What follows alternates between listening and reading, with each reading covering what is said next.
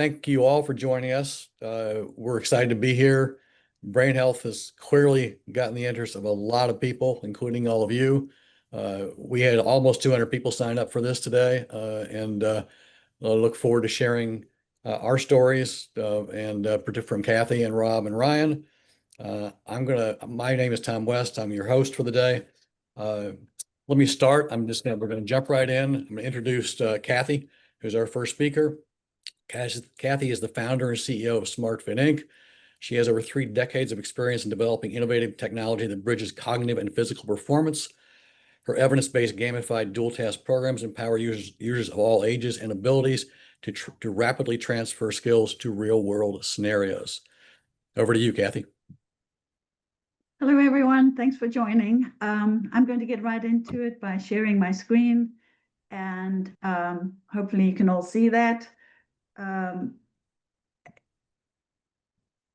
Let me introduce you quickly to SMARTfit. We are one of a host of technologies that are catering to the dual task training environment, and hopefully today will help you to understand how SMARTfit and the other dual task technologies position themselves within the entire brain health category. As you know, the term brain health has just exploded, and it is now predicted to be a $7 trillion potential business, and everybody's jumping on the bandwagon. So hopefully today will help us to carve out what our programming is for rehab and fitness. So we'll start off by with a little video, and hopefully that you'll have a better concept of what SMARTfit and the other technologies are versus, say, wellness spas or supplements or pharmaceuticals. There are a bunch of other ideas about how to improve brain health, but we feel we have a very important offering here. As brain health moves to the forefront of human performance training, understanding the power of demand to activate human cognitive and physical potential is essential. As humans have evolved and built machines to handle many of our physical tasks, the way we engage with the world has fundamentally shifted away from the physical engagement traditionally tied to thought. In this new landscape, much of what we manifest begins with an idea that is then executed by technology. This abandonment of the physical effort which builds and maintains a healthy neurological and musculoskeletal system is driving our current inactivity-led brain health crisis. Everything we do with our bodies starts with a thought-led demand which activates the cognitive function that triggers the physical action. If the physical ability or skill does not exist, the mental demand will lead to the creation of the necessary new neural pathways required to meet the demand physically. It is this demand and the associated practice and use, both mental and physical, that drives human performance at every level.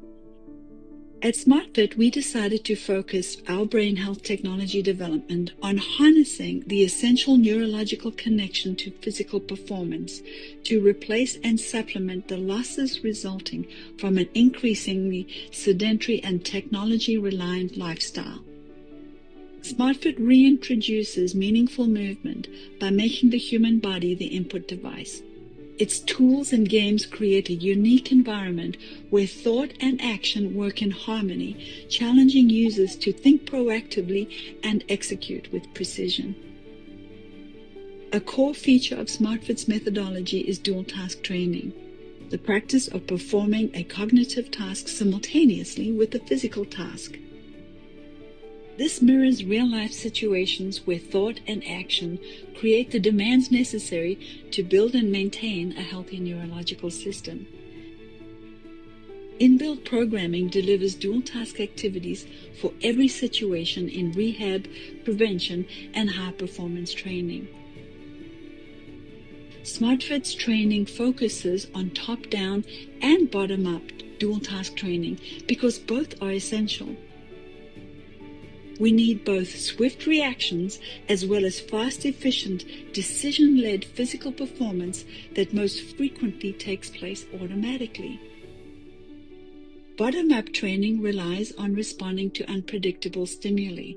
In contrast, SmartFit's emphasis on attention, processing speed, and executive function top-down training requires users to plan, problem solve, and make decisions prior to reacting physically.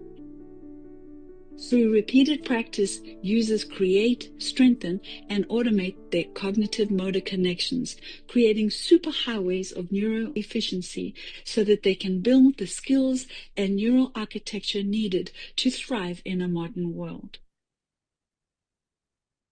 In March, the Bay County Council on Aging started some new classes to help improve clients' cognitive skills. The classes are part of the council's brain health program they started 2 years ago.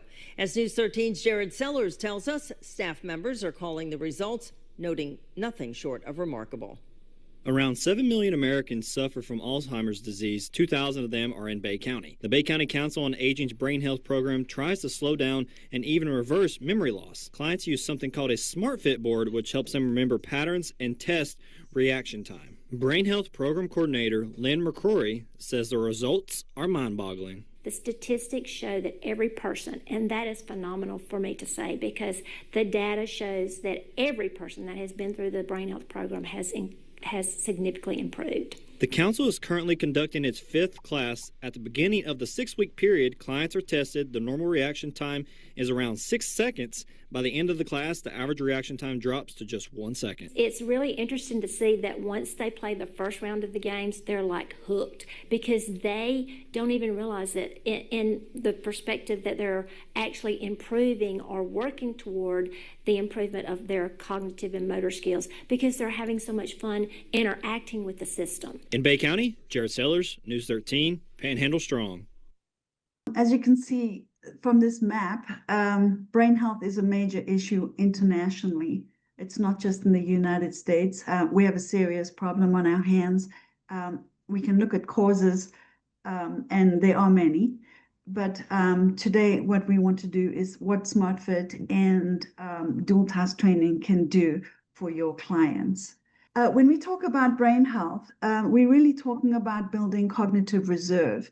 And while most of our programs focus on older adults, the reality is we build cognitive reserve throughout our lives. So I refer to building cognitive reserve as your brain's 401k plan, because if you start early, it's going to pay dividends when you retire. And I'm going to finish off by just covering, I'm not going to steal the thunder of the experts, but just to give you an idea of what a brain health room could look like with equipment. This is an example of a personal training or a small circuit wellness program. This one covers small group training and personal training. You can see different equipment being added here to add more people. This training room could handle maybe 10 people at a time. This is a larger room. This is a racquetball conversion. Again, adding some strength equipment, cardio, and again, the traditional brain health programs. And this is what we do for high performance sports training. We add a lot more strength equipment, but again, always with the focus on the cognitive motor training. A room like this would be a racquetball court, and it could handle 20 to 30 people in a circuit training. So that's it from me. I just wanted to give you an overall idea of what the big picture could look like, depending on what your population is. You choose the equipment and the programming that would suit your system. I'm going to stop share, and you'll find out more from the experts. Thank you, Kathy. Let me introduce Dr. Rob Winningham. Rob is a neuroscientist and professor of psychological sciences and gerontology at Western Oregon University. He has over 30 years of researching human memory and the brain's impact on human performance and quality of life. He's the author of 2 books, Train Your Brain, How to Maximize Memory Ability in Older Adulthood, and Cranium Crunches, and is a frequent speaker at industry events. Over to you, Rob. Thank you, Tom, and thank you, Kathy, for that tee up. I'm going to share my slides now. So, dual task training. I'm hoping to look at the science of dual tasking in the context of a good, high quality brain health program.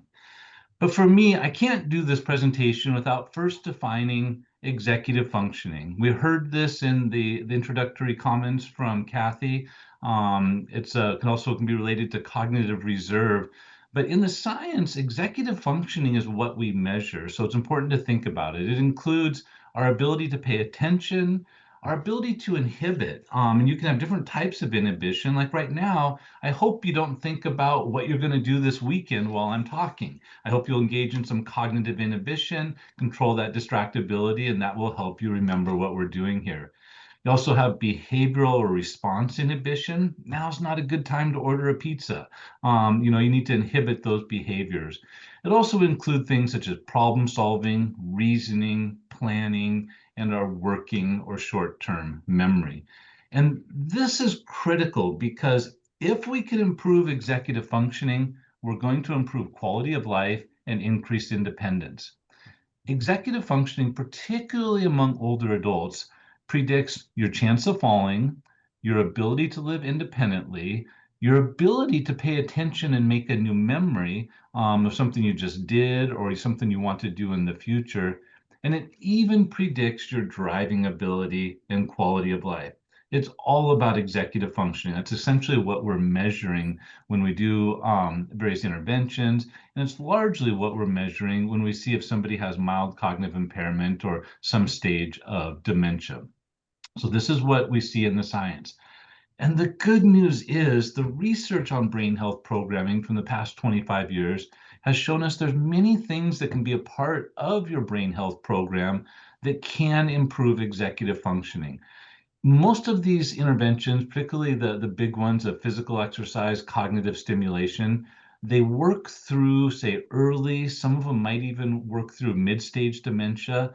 But it's interesting, for most of these interventions, the sweet spot is mild cognitive impairment, when people are just beginning to have some difficulty. So we'll see a little bit of that as I go through the research. But these are the studies, literally thousands of studies would have produced this slide right here that matter. Aerobic training, strength training. Strength training is probably one of the top few in terms of its impact on executive functioning, particularly if somebody has mild cognitive impairment.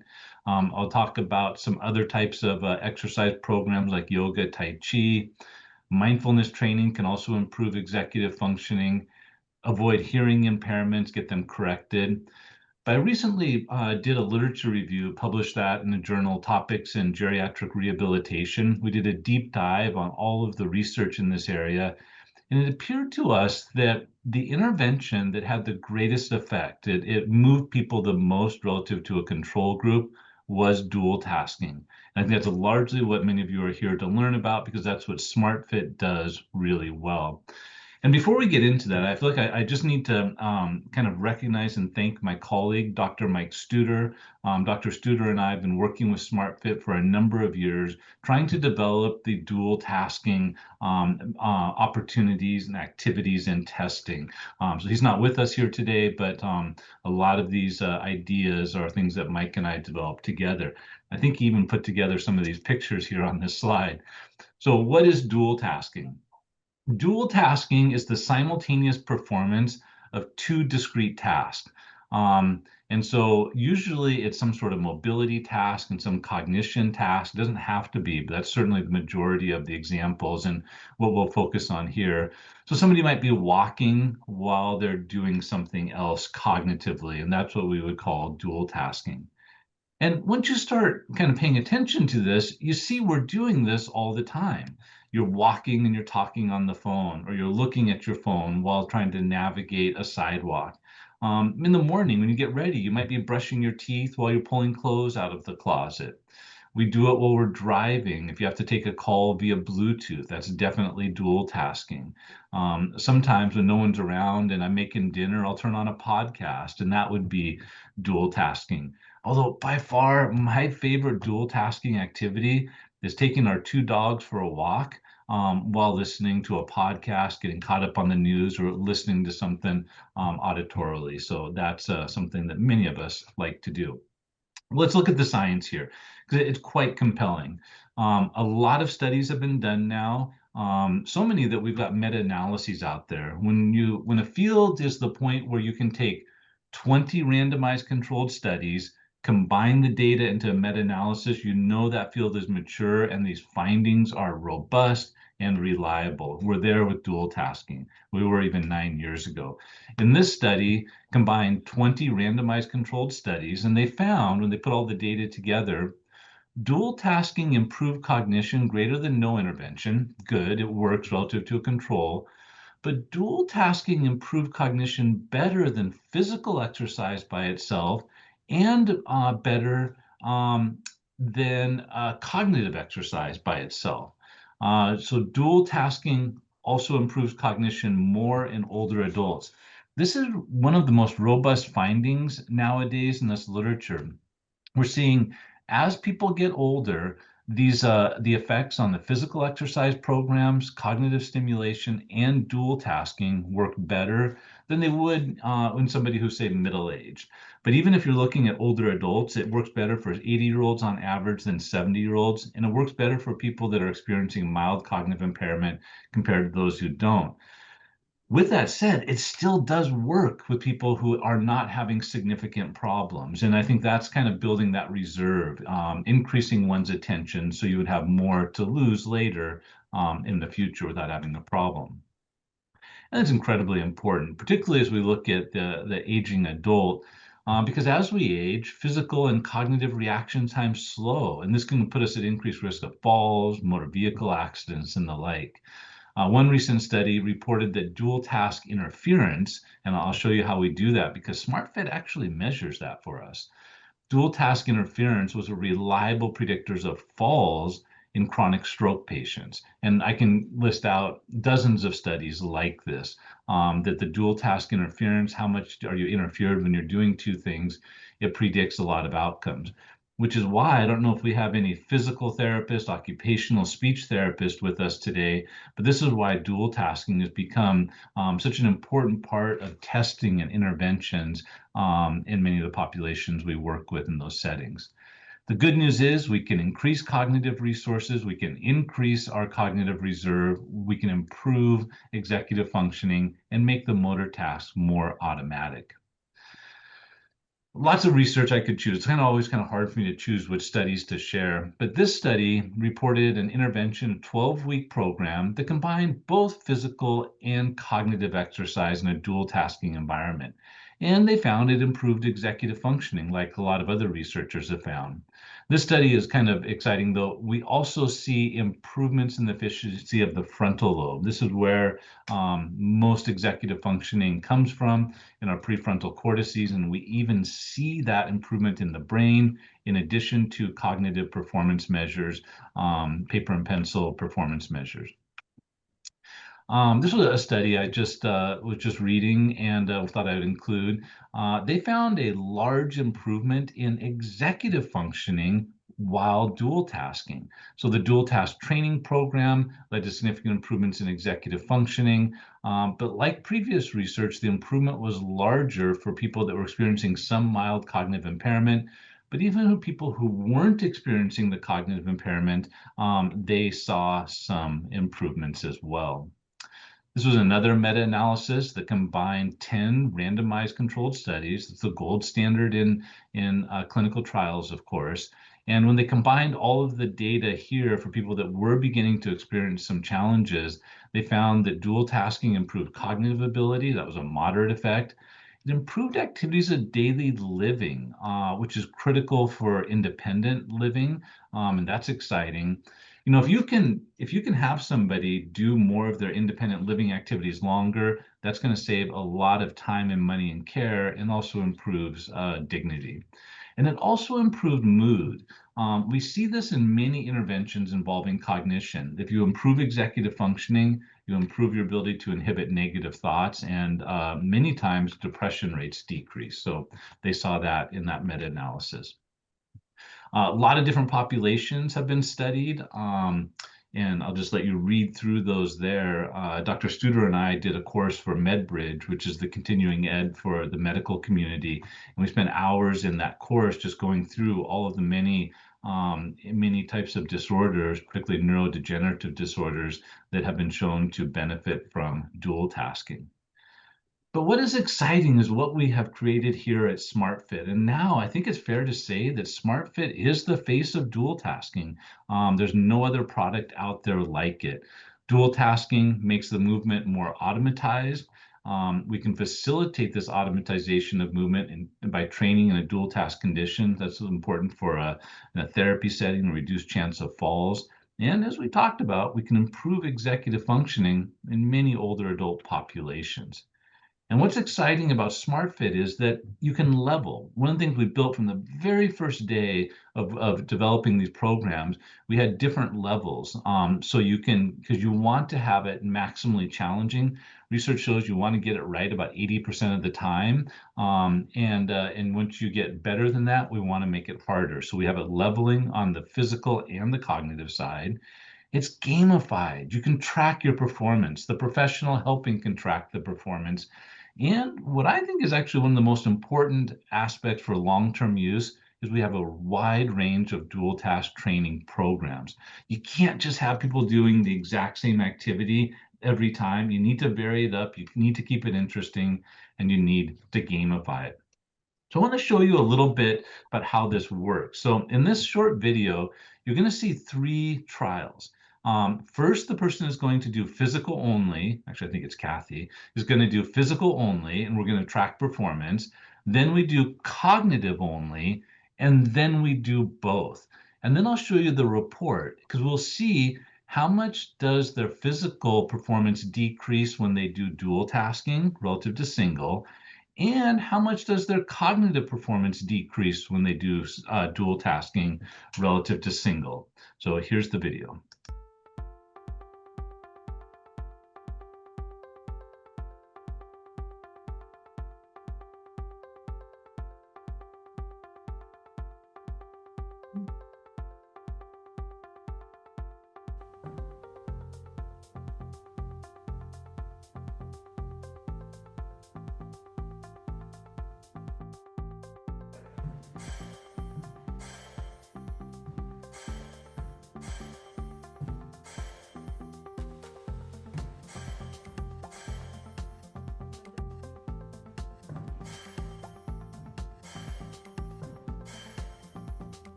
So that's it. I'm going to go to the next slide now. So that's it. And we get a report, and we get the physical only, we get the cognitive only performance, but then we get the dual task performance. So you can see the score for the cognitive only was 30, but the score went down to 25. And so we can see on the bottom, that's a 17% dual task cost. And she performed perfectly on the cognition the first time, so we couldn't calculate a cost there. But we saw reaction time decrease for cognition by 27%. And those are really important numbers. Those are numbers that the insurance companies might want to be interested in to see if therapy is still helping. They're also important numbers for your clients and your residents to see as they're improving. You bring that dual task cost down, you're decreasing the chance of falls, you're decreasing the chance of other safety problems, and overall, you're going to increase the chance of being and staying independent. So really important. It's exciting to see that and to gamify it. Dose-dependent interventions are important. We need to do as much of this as possible. High tech, we have you covered with the SmartFit, but you can even add dual tasking in outside of their using the SmartFit. You can have people walking while they're doing something, walking while buttoning a shirt, walking while reading a message, walking while texting, reading the time on the watch while walking, and so on. So lots of different things can be done. And many people are now beginning to do dual tasking in fitness classes. So even if you're in a fitness class, a water aerobics class, you can have people generate first names A through Z. Abigail, Betty, Christine, Dolores. Name states of the union, shout those out. Name former presidents. Have people count backwards by 3. A lot of things that you're already probably doing from the cognition side, try to mix that in. But you need to have a SMARTfit where you can level up, you can gamify it, and importantly, track the performance on a wide range of activities. So that's my contact information there. Feel free to reach out to me via email, connect with me on LinkedIn to stay updated. And that's what I have. I'll pass it back to Tom. Thank you very much, Rob. That was great. By the way, for any of you who may have questions, you're welcome to drop those questions into the Q&A section. We will cover those after Ryan's presentation. Ryan Glatt is a PhD candidate and director of the Fit Brain program at the Pacific Neuroscience Institute in Santa Monica, California. He's the author of the American Council on Exercise, ACE, brain health trainer program, and has authored several white papers on brain health and dual task training for different populations. He also serves as a brain health programming consultant for facilities across the U.S. Ryan, over to you. Rob, yeah, there you go. Thanks so much, Tom. Really appreciate it. And thank you, Rob, for that excellent scientific introduction. In addition to defining and discussing dual task training, I also want to talk about the definition and concept of exergaming. And I think the idea of combining identifying those elements. Exergaming, as many of you are probably familiar, are active games that require participatory involvement with movement, often exercise. And if you've heard me talk before, you know my personal story of recovering from a brain injury and losing weight off a game called Dance Dance Revolution, also known as DDR. And that's really what got me into this specialty. And I also saw my mother, who had a leg amputation due to kidney disease, go through working with her physical therapist, using the Nintendo Wii Sports game to help with weight transfer.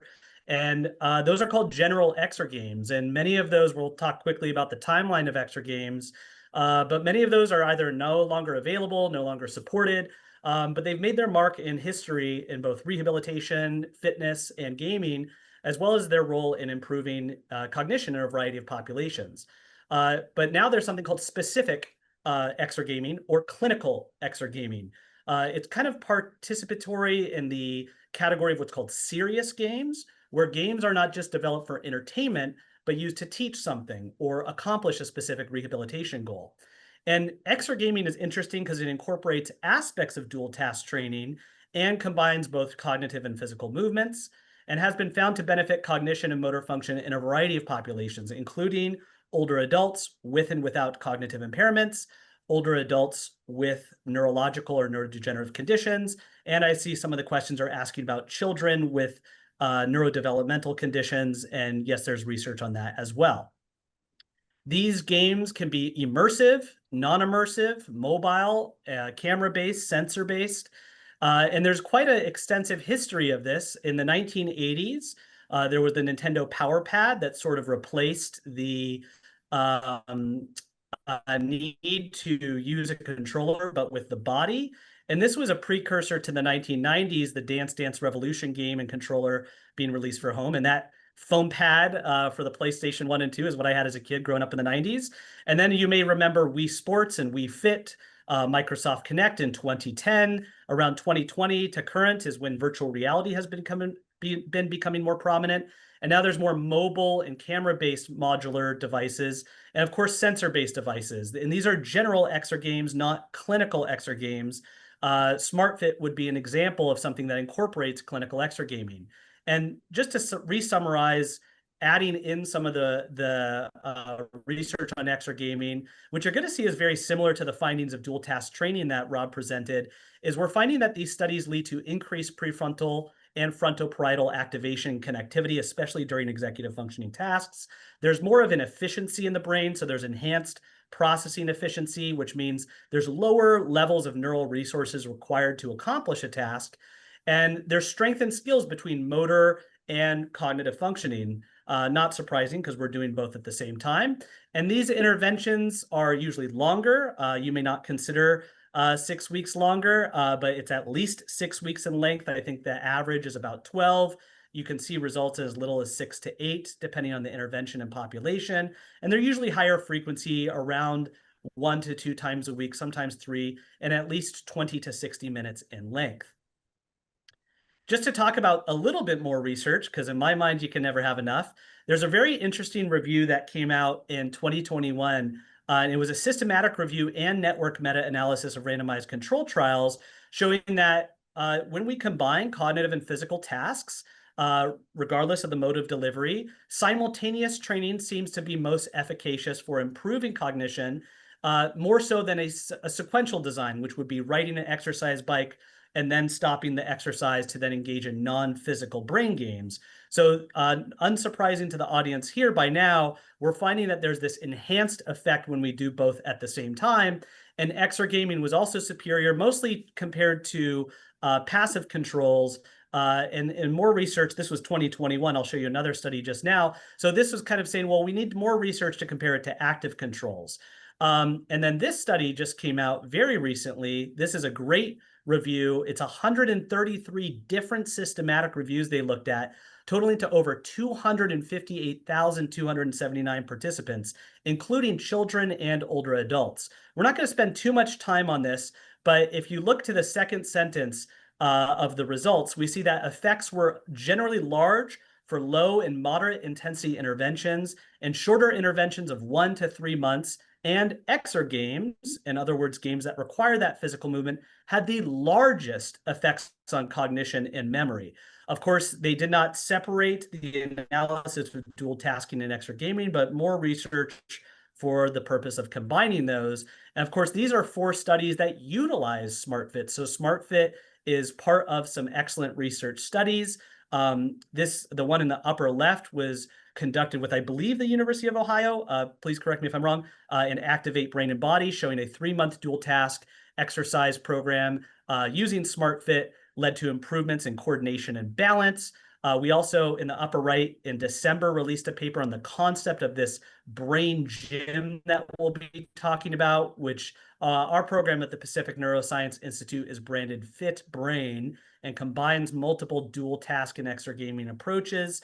On the lower left, there's the SMARTfit Parkinson's study that was done at USC, comparing the effectiveness of standard of care physical therapy against SMARTfit-enabled physical therapy for persons with Parkinson's disease, showing that SMARTfit led to more significant cognitive outcomes.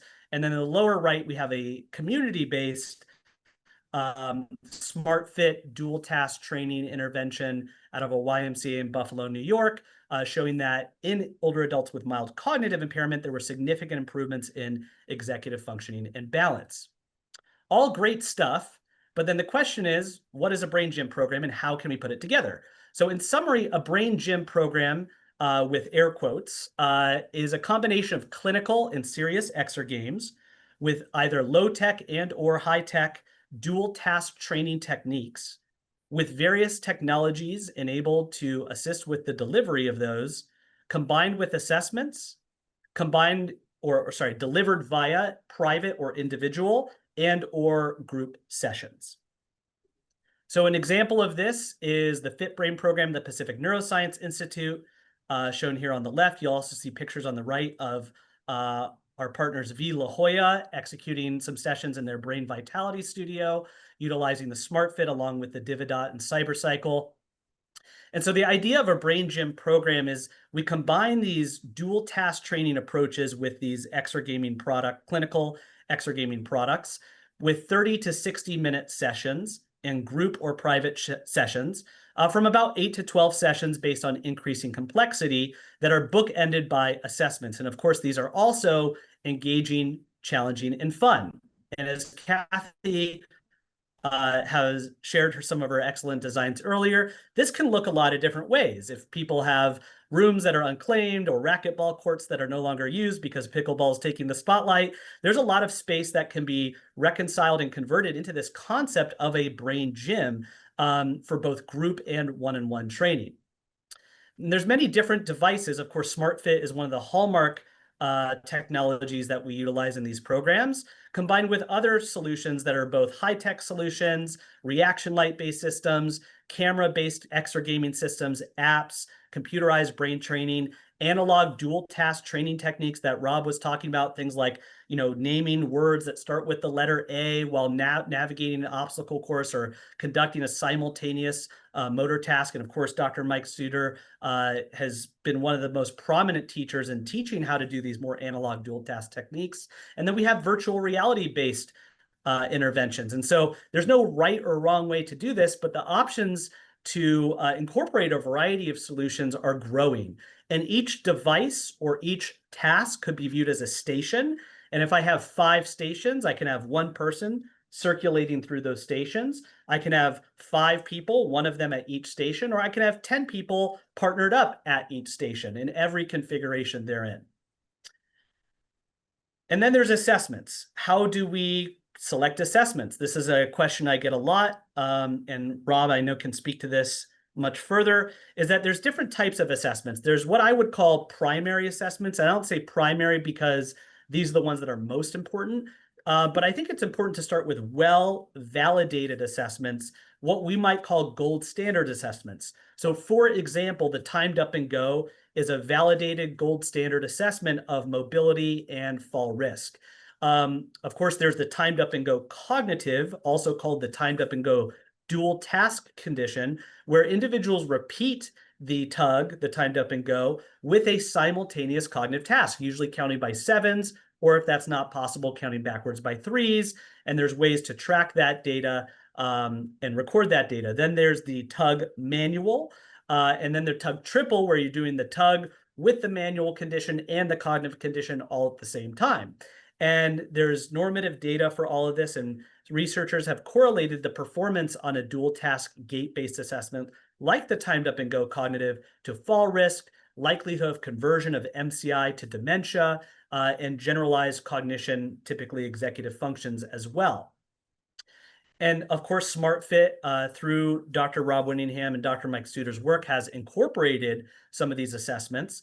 Then we have what I might call secondary assessments, things like balance, gait, strength, things that you might find in a senior fitness test or your standard physical therapy assessments if working with older adults. And these assessments may not directly address cognition, but have a relationship to an aspect of cognition or brain health. So some of you may have heard about studies correlating to lower extremity or grip strength to brain health, cardiorespiratory fitness. So those things are important to collect as well, but they may not directly assess dual task ability.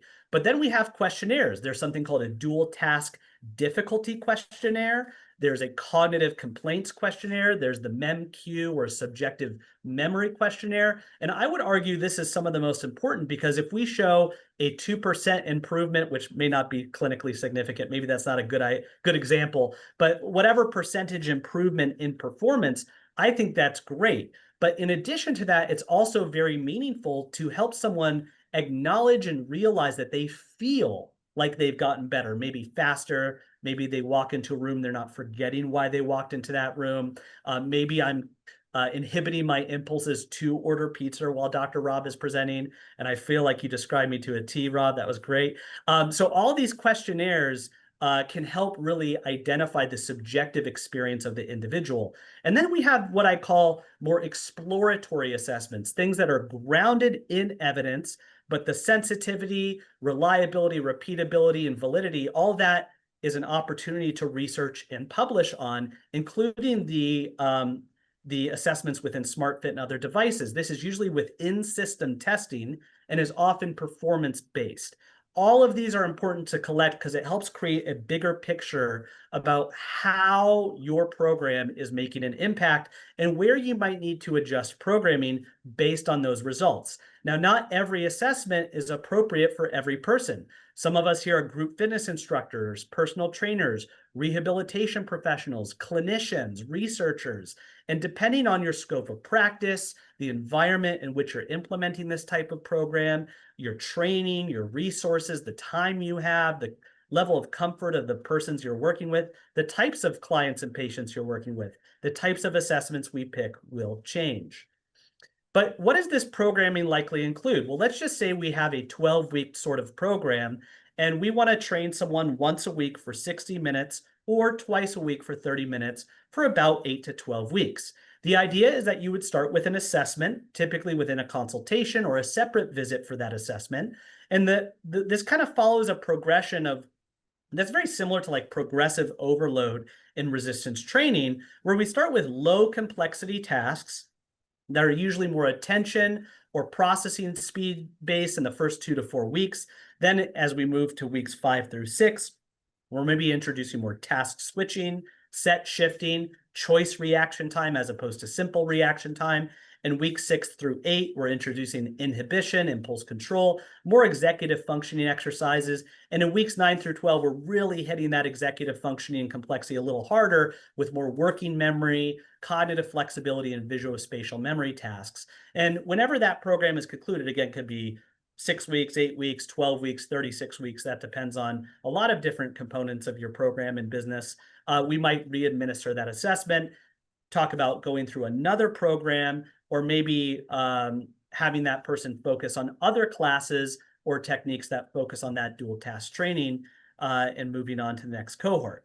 Another way to look at this could be that if upper left is low complexity and lower right is high complexity, we start with sustained attention and processing speed. And as we move through those weeks, we stair step into that complexity. There's a lot of acronyms here: executive functions, working memory, visuospatial, things like that. That's the language itself is not important. What's more important is the concept that we're steadily increasing things over time. And the thing that I hear most from people implementing these programs is they struggle with modifying it to keep people in that flow state, whereby they feel that people are either too frustrated or too bored. It's sort of that Goldilocks principle. And through being able to manage and select the cognitive tasks and in relationship manage and select and modify the physical tasks, we have to keep people in that flow state so they feel challenged.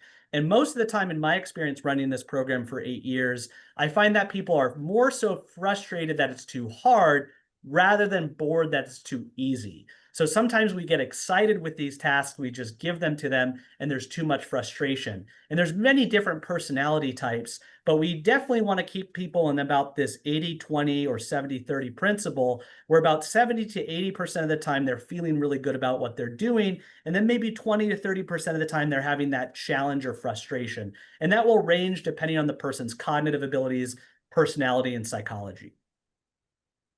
And there's, of course, some excellent organizations already incorporating this brain gym concept that I've had the pleasure of speaking with and I respect highly. We have V, Asbury, Axe, Activate Brain and Body, Q4 Active, Marbles, Active Wellness, Atlantis. And I know there's many here that are not listed, and that's not to forget you. But I think all of these organizations and more represent people who are really kind of the first adopters in moving this concept forward. And it's not just about getting equipment. What else is required? It's also about having your staff on board. It's having the right education. It's having the right programming. It's having the right equipment, assessments, and the right partnerships to get those referrals, to work with neuropsychologists, neurologists, rehab professionals, clinicians, fitness instructors, and not just kind of doing what we're talking about in this webinar, but really having your program and your organization become a beacon and a gateway for the whole concept of brain health. Because what often follows this is, well, what else can we offer people? What about brain health coaching or health coaching in general, health education, medical fitness, integrating with clinical partners? There's so much to be done in this area of brain health, and it's a beautiful but also sometimes overwhelming opportunity. And this concept of a brain gym is a great place to start, because most of us, I imagine, are coming from the fitness or physical therapy or rehab professions.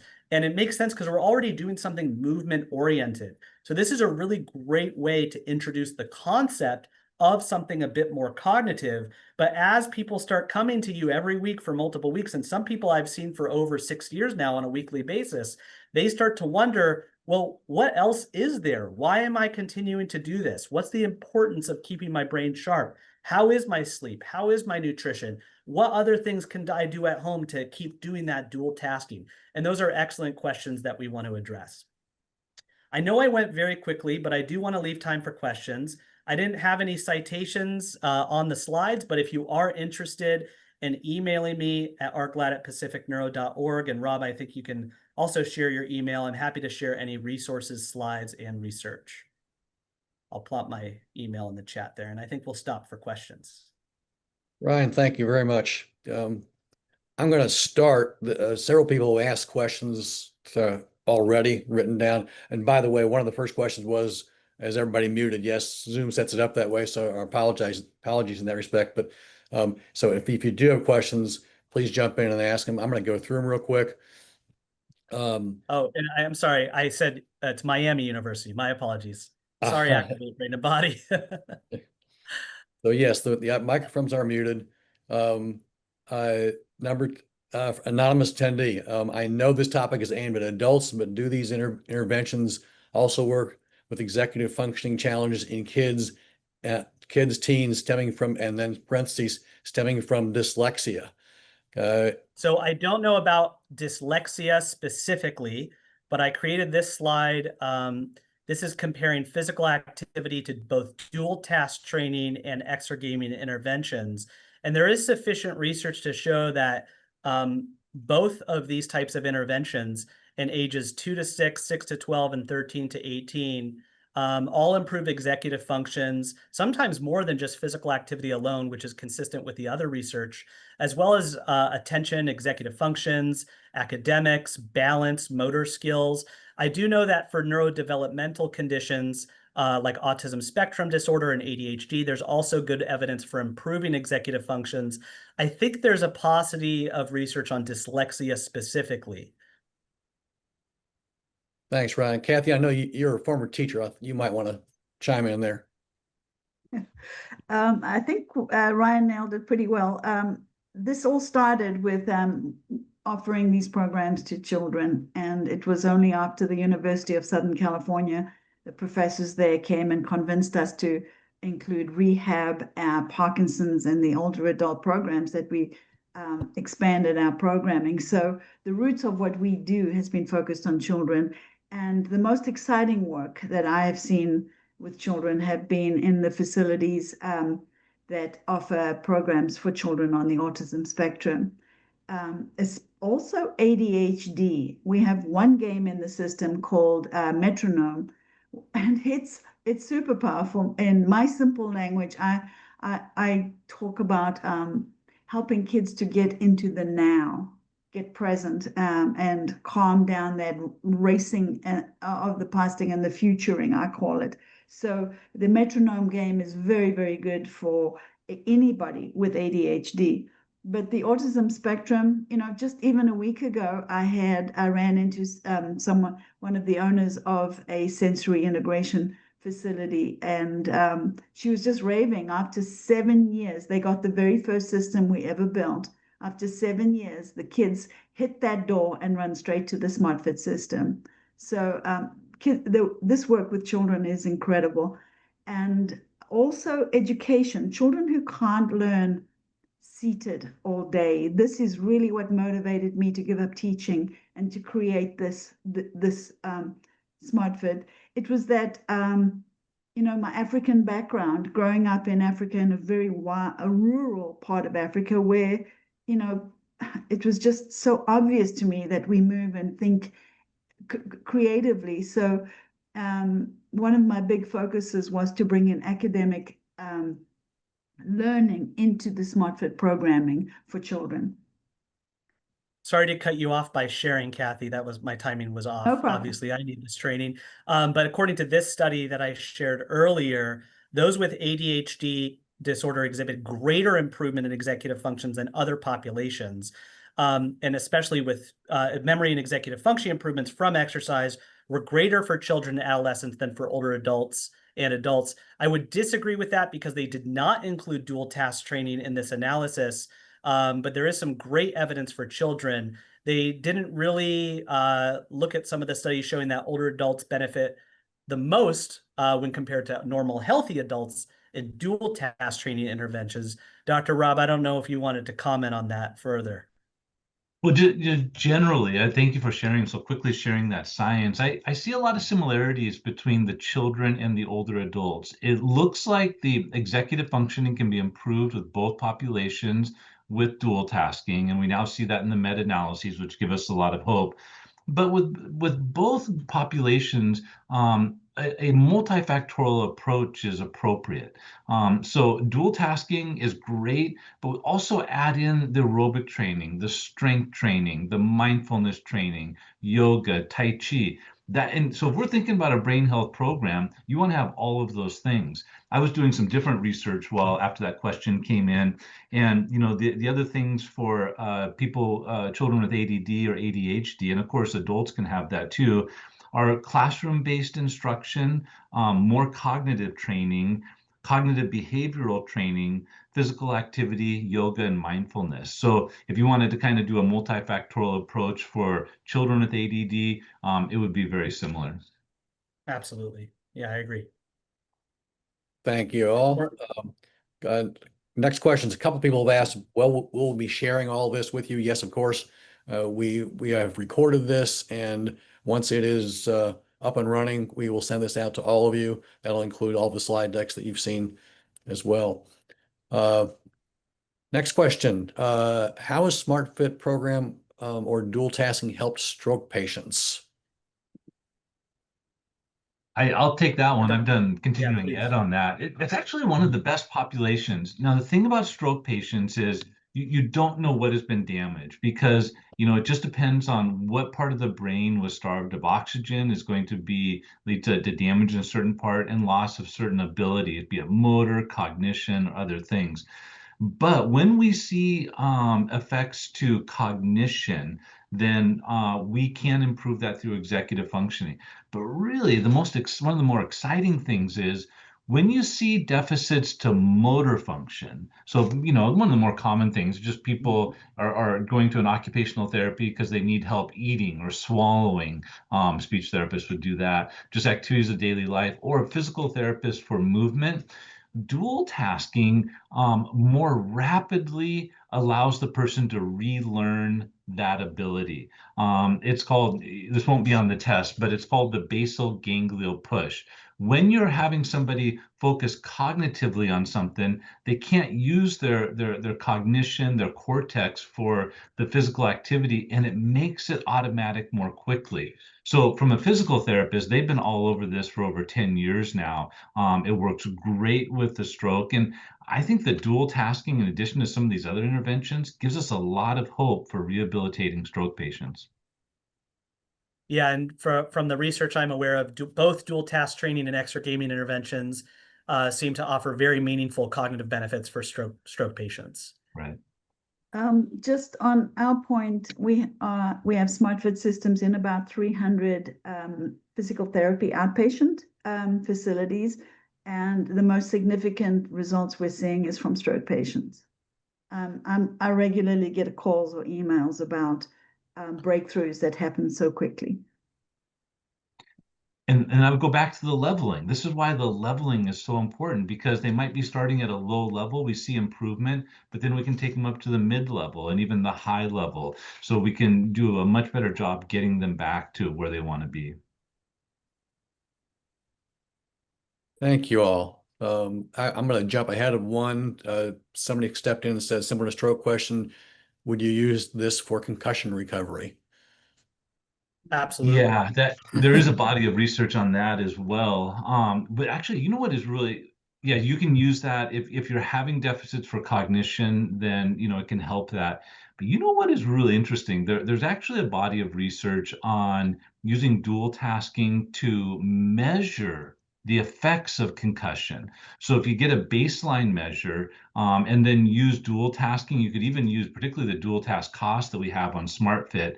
That's been shown to be a better test than anything else out there, and it predicts deficits further out in the future, where other tests might not even be showing deficits. It kind of shows you the long-term effect, which is really important because you don't want to put, the athlete back into play, put them in risk of having another concussion before they have fully recovered. Dual tasking intervention, SMARTfit could be used for this. Is going to do a better job, be more sensitive to see what sort of residual effects are still there. I can refer you to our SmartFit YouTube channel. There is a recorded webinar presented by Banner Concussion out of Arizona. They use 2 interventions for concussion treatment, and SmartFit is one of them. And they go into detail about how they use SmartFit for concussion treatment. So just refer to our YouTube channel. You just have to Google SmartFit on YouTube. I want to answer Lisa's question. Lisa, I'm not aware of any research on cluster migraine, dual tasking, or CGRP. You'll have to reach out to me and educate me on that one, but I'm not aware of any research on that. Thanks, Ryan, for stepping in on that one. Mike Gelfcott from Activate Sure. Brain and Body has stepped in and said, we have 10 plus TBI concussive clients in one of our facilities. Every single one in CAPS has improved in their DTC, dual task cost assessment. Their 4-square balance assessments scores have all decreased by no less than 20%. So thank you, Mike, for sharing. Well, and just to add to that, that's the I nice think thing.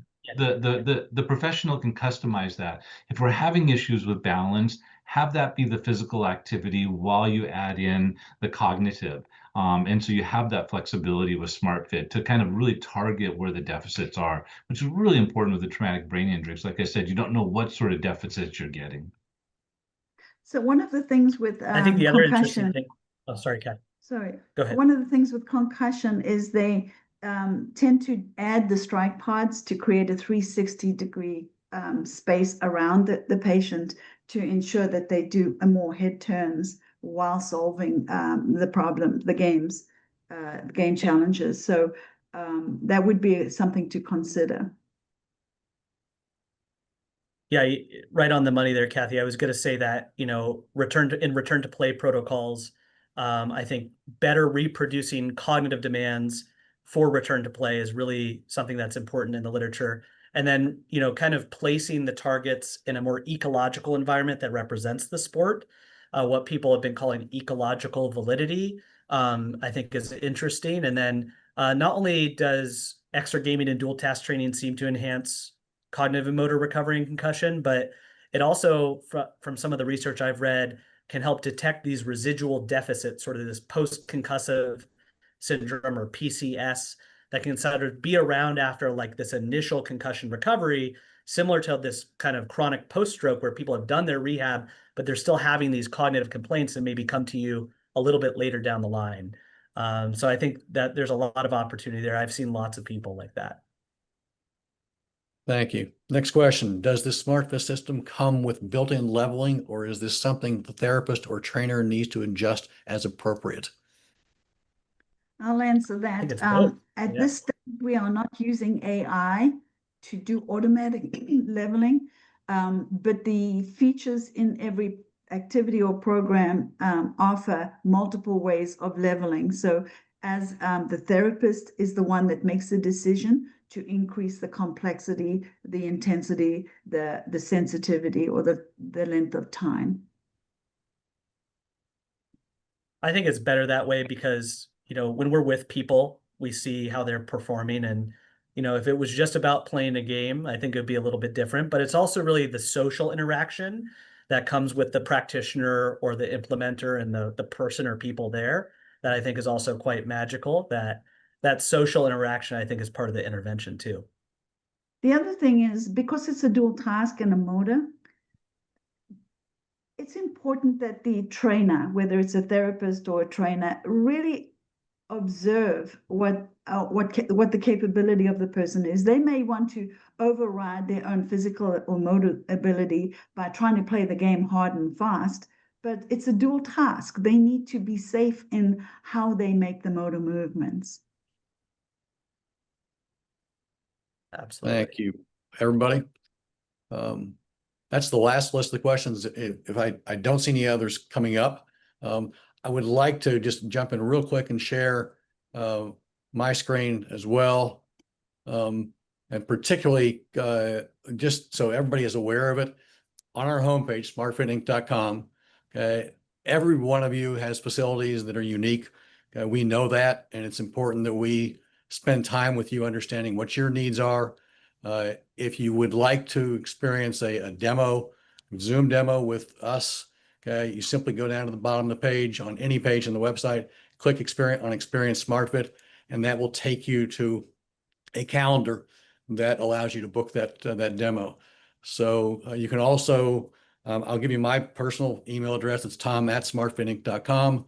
If you have questions, if you just want simple questions here or there, I'm on the East Coast of the US. And we look forward to helping you out with any more answers that you may need.